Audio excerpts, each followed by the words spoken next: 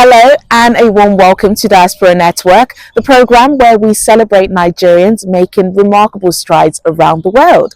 I'm Teniola Oyetayo. On today's program, we meet Dr. Festus Babarinde, a Nigerian-trained medical doctor and public health professional whose work has earned him the Johns Hopkins Martin Luther King Jr. Community Service Award in the United States. We also look at other Nigerians who have received MLK named honors as communities celebrated a legacy of service and justice.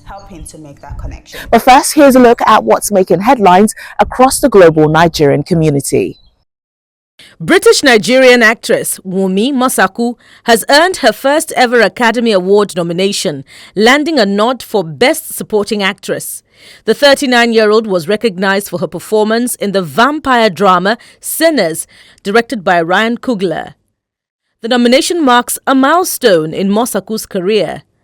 The Academy of Motion Picture Arts and Sciences announced Mosaku among the contenders in a highly competitive category, alongside Elle Fanning, Inga Ibsdottir Lilius, Amy Madigan, and Teyana Taylor. Having built a strong international profile through acclaimed film and television roles in both the UK and the US, Mosaku has long drawn critical praise.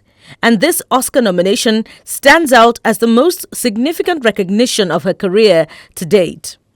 British-Nigerian actor Martins Imagbe, who portrays Will Mondrich in Netflix's hit series Bridgerton, is once again in the spotlight. He has continued to earn widespread praise for infusing the character with depth and charm, charting the journey of a former bare-knuckle boxer who rises to become a respected figure in Regency society, all the while staying true to his principles and strong family values. Born on July the 7th, 1991, and originally from Edo State, Imagbe spent part of his childhood in Greece before relocating to southeast London. Classically trained in theatre, he gained early stage recognition, including an Ian Charleson Award nomination for his performance in Richard II before achieving his breakout television role as Will Mondrich in Bridgerton. Chairman of the Nigerians in Diaspora Commission, Mrs. Abike Dabiri-Erewa, has congratulated Nigerians and the people of Nigerian descent for their outstanding achievements in global sports, music and motorsport. She praised the Seattle Seahawks' 29-13 Super Bowl victory, highlighting the key contributions of players of Nigerian heritage, including Uchenna Nwosu, Boye Mafe, Nick Emanwori, Oluwatimi, and Jalen Oluwaseun Milroe, while also acknowledging Michael Onwenu's strong season with the Patriots. Mrs. Dabiri-Erewa also celebrated Tyler, the Creator, Cynthia Erivo, and Nigerian-American artist Shabuzi for their historic wins at the 2026 Grammy Awards, describing their success as a testament to Nigerian creativity and global influence. She similarly congratulated Nigerian-American driver Ugo Ugochukwu on winning the 2026 Formula Regional Oceania Championship.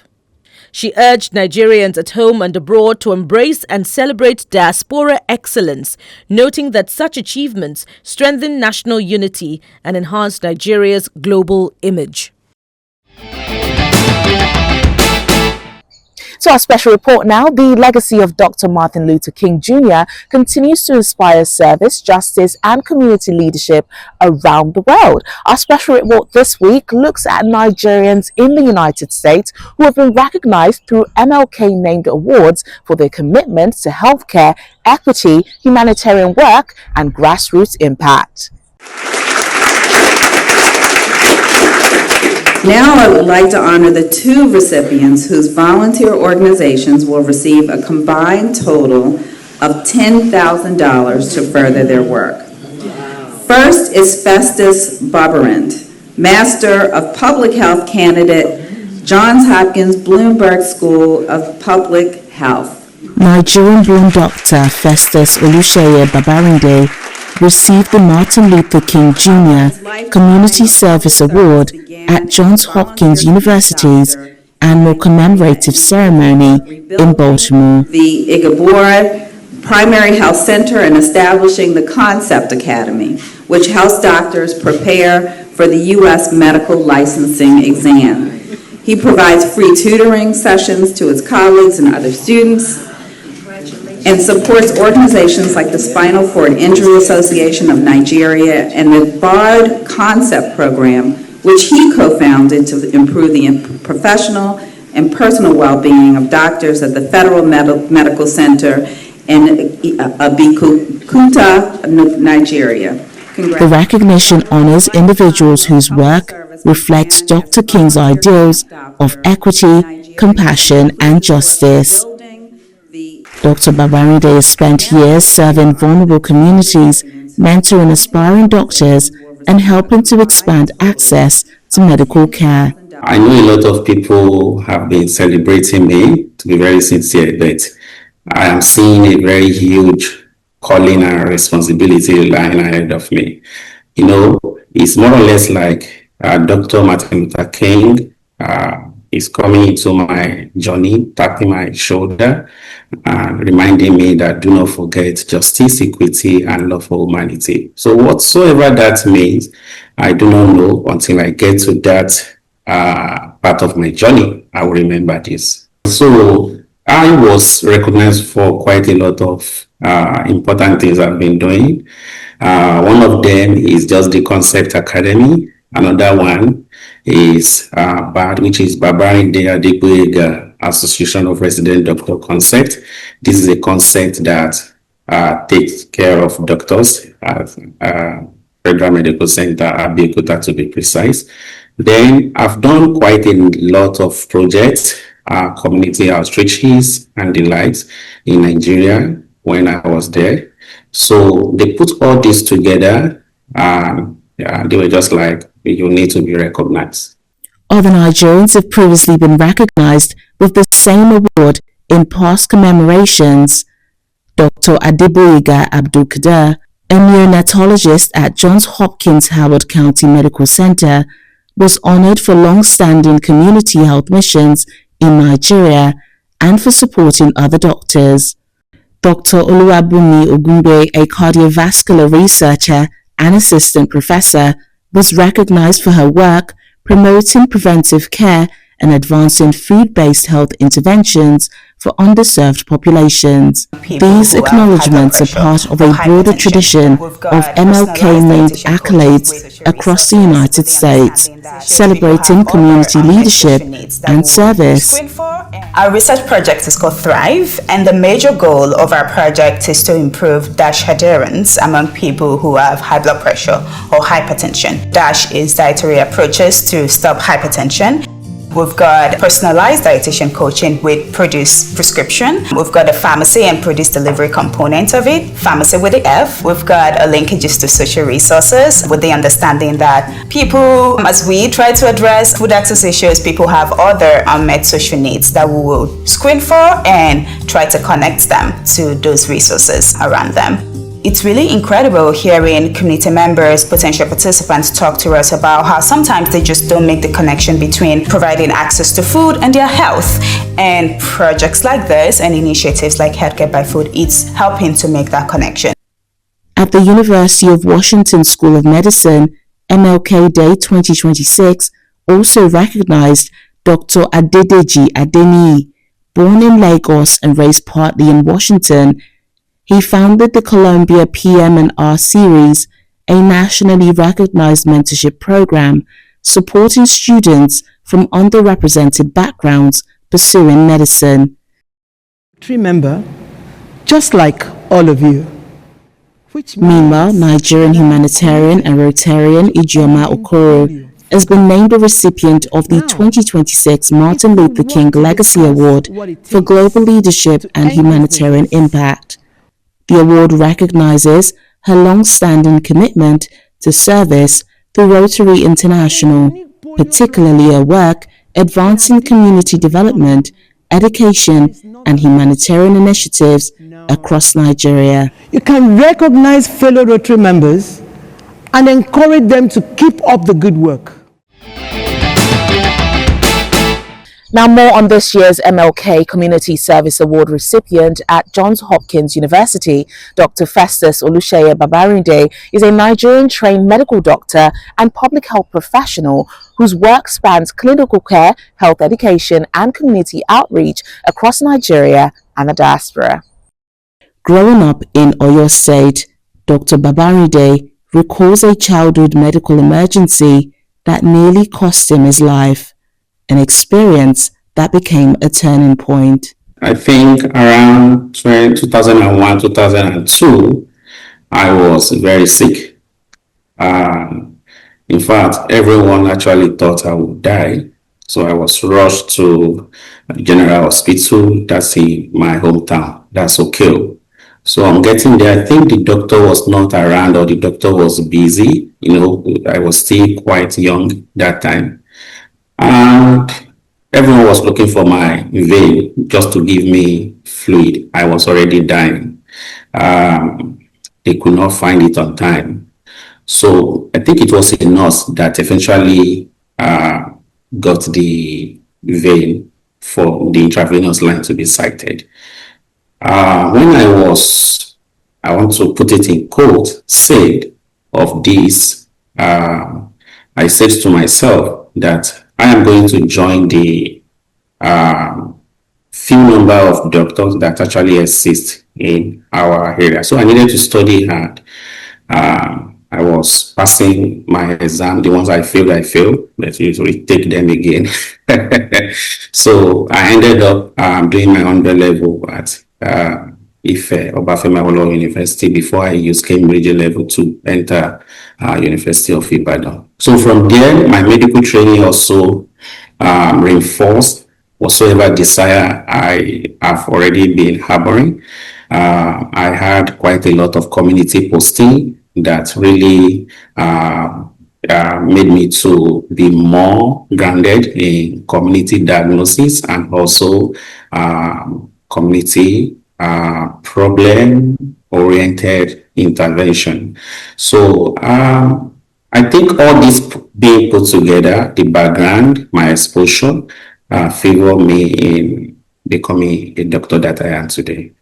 Raised by two teachers in a modest household, problem solving became central to his upbringing. I actually grew up in Okeo. So Okeo is a part of Okeo. So it was not easy. So my dad was a teacher. My mom also was a teacher. So I have three siblings. I'm a twin. So my twin brother is in Canada. So I think almost becoming an associate professor. I have my elder brother in United Kingdom. Then I have a younger brother that just finished from Ife Elite. It was a very humble background because we could barely feed ourselves that time. But it was one thing I can add to my background story or childhood story is the fact that I and my twin brother who were always encouraging ourselves that we are going to be great, we are going to solve people's problem. Like, we just love solving problems. That really characterize or color our way of life. We just want to solve problem. Even where I am presently, I just want to solve problem, basically. He's currently completing his Master of Public Health at Johns Hopkins University's Bloomberg School of Public Health, while also working as an intern at the Howard County Medical Center.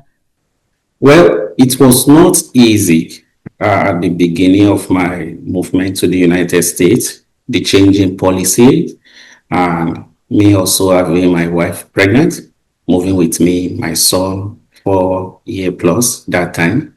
So you now imagine a man having these vulnerable people around you. So it was not easy. Coupled with the fact that the school I am coming into is a very high-profile school, so the program is quite rigorous, and you need to stay on top of the game. So, but thankfully, we are making Nigeria proud, even in Johns Hopkins, in our coursework.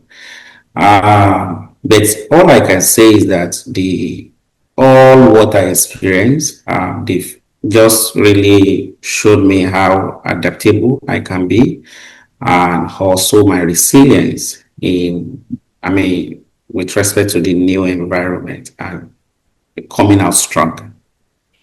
Yeah, and what would you say has also supported you in keeping you going? Have you been able to find community, family, all that? Yes, I have quite great, very great community, like the church where I attend here. So other Grand Assembly, very lovely family. They even want you to be on top of your game in the United States. You can't be in that kind of assembly and not really aim for other things. So that kind of community supported me. They are still supporting me and my family, advice, material. Sometimes they will give us money. And I will be like, oh, don't worry. But it will still be like, still have this, you are new here. And they like, so it's a very great assembly. Then the school environment, so I have my colleagues from Nigeria, so that we share the same mindset. So we always encourage ourselves. When we return, more from our conversation with this year's Nigerian recipient of the Johns Hopkins Community Service Award. Please stay with us. Welcome back. You're watching Diaspora Network on Channels Television. More from our conversation with Dr. Festus Babarinde as he shares his vision for scaling impact and transforming healthcare systems. Beyond his studies, Dr. Babarinde is the founder of the Concept Academy, a medical platform helping African doctors prepare for the United States medical licensing examination. You see, the thing is that doctors in Africa want to go to United States, actually, because the kind of honor that is given to doctors in the United States is not what you can comprehend. So, but there is a barrier they need to cross, and that is United States medical licensing examination. You see, most people want to practice in the United States, but they do not know how to pass the exam. So all what I and my team have been doing is just to introduce simplicity into the exam. You see, it's not that doctors cannot read. They can read big books and the likes, but the exam is not about big books. It's all about concept. And that's actually where the name, the Concept Academy, is coming from. But there is a way in Africa we talk to ourselves, we explain things to ourselves in the language that we can actually understand. So we identified that problem, then we introduced our solution, which was basically the simplicity of the medical concept. So, like for instance, the management of stroke. So who will be like, for this exam you want to write, this is what they expect you to bring into the exam, like the key points, and we try to justify whatsoever we are showing them with questions. That look at this question, this is the approach. Now, what have we been able to achieve? We've been able to retrain most of the doctors.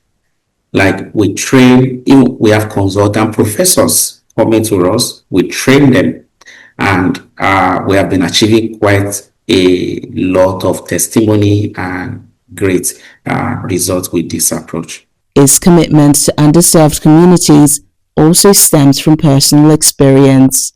I grew up in underserved community, and until recently that President Bola Ahmed Tinubu, that's the president of Nigeria, actually decided to move some institutions to my area. So my background, I came from an underserved community. By profession, I also belong to an underserved community. That's the community of doctors. Doctors are also underserved. So, like, if you see doctors in Nigeria, you wonder if the person is actually a doctor. Doctors in Nigeria are poor. They could barely even take care of themselves. Still, these people take care of a lot of people. So they also belong to this vulnerable set of people or community. So background, profession wisely, and then if at all I'm going to launch any solution, I just need to focus on these vulnerable people and this underserved community. And most of my approaches, they've been targeting these people, either the community or doctors. So like the Babarinde Adigwe Institution Resident Doctor concept is targeting doctors, because you wonder how come you are focusing on doctors. Doctors are doctors, you can leave them. But most people are not focusing on doctors. Then I need to focus because they also belong to underserved community. So with all this, definitely this set of people will be very important to me because I grew up in that kind of community. Then I'm also working in this kind of community. One of his earliest leadership moments came during his National Youth Service, where he led the rehabilitation of a primary healthcare center after mobilizing community leaders in Abeokuta. For instance, during my National Youth Service call, I actually led the rehabilitation of Igbore Primary Healthcare Center.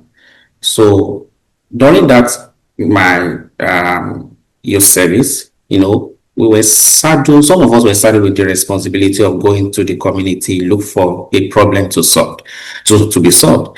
Now, I decided to move around Abeokuta. I can still remember that time I was on bike, just looking for a problem to solve. So the problem I identified that time was basically the toilet, and I was supposed to mobilize the community members to build a new toilet for that particular public school. So, but while trying to solve that, the community people were like, that is not actually their problem. Their main problem is the primary health center that they do not have. And I was like, wow, so then let's change the narrative. So I focused on that. I brought together the community members. I was holding meeting with the stakeholders within the community. It was a very great achievement to me. At that stage of my life, I could coordinate both the king, the chiefs, and the youth leaders together with the youth together. I mean, all the youth, I brought all of them together and we achieved that project. We achieved that result. It was a very great one. And that project got me a state award, at the same time presidential award in Nigeria.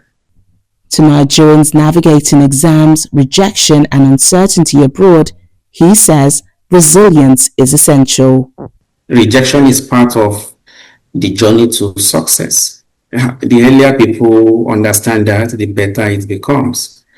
Yeah, it's just like you building a team, and at a point your team members are fighting one another, and because of that you disband the entire team. Storming is part of the evolution of a very high-performing team. So people that focus on the rejection, I think they are being myopic. All I will say to them is that it's part of the process.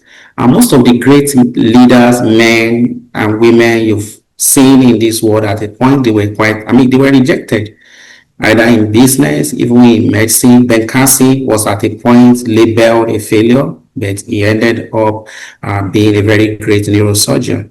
And so many people like that. So people should not look at rejection as a bad thing. It's part of the process. Identify a very good community that you can share your problem with. Get yourself a mentor. That's one of the lessons I have been able to learn very well during my National Youth Service. You see, that time I had a mentor. That's Nurse Awobajo. She's retired now.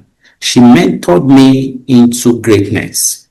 I didn't want to, there were so many things I was not supposed to do at that time. She was on my neck. You should do it. You should. I was like, oh, because a mentor does something for you. When you are down, the mentor is actually supposed to lift you up again. So when you realize that you are you are at that low level of your journey, so just ask yourself, do you even have a mentor or someone you can talk to that can lift you up again? So rejection is good. The way you approach it is what you should check. All of us at a point we've been rejected. Looking ahead, Dr. Babarinde plans to expand his impact through further training in business and systems leadership. Very soon I will be starting my MBA, Because you wonder what a medical doctor will be doing in MBA. Doctors are poor businessmen, and that is why doctors are also poor. They didn't teach us the business aspect of medicine. At the same time, doctors want to make money. So there is a way you do business, the client will not feel it, and you will also be making money and be solving problems. So I want to understand how I can leverage my clinical knowledge, public health knowledge, understand operation management, at the same time financial modeling. Let me understand all this and bring all of them together to solve the more real life problems that the community will not even feel it, and it will be sustainable. Because if you don't understand business, most of your interventions will just be waiting for government to pump money into them or validate them. And that's the problem. When you are designing your intervention, you must also design it in such a way that it is sustainable. And that brings us to the end of this week's edition of Diaspora Network. To watch this and previous episodes celebrating Nigerians around the world, visit channelstv.com or our YouTube channel. Until next time, I'm Teniola Oyetayo. Thank you for watching.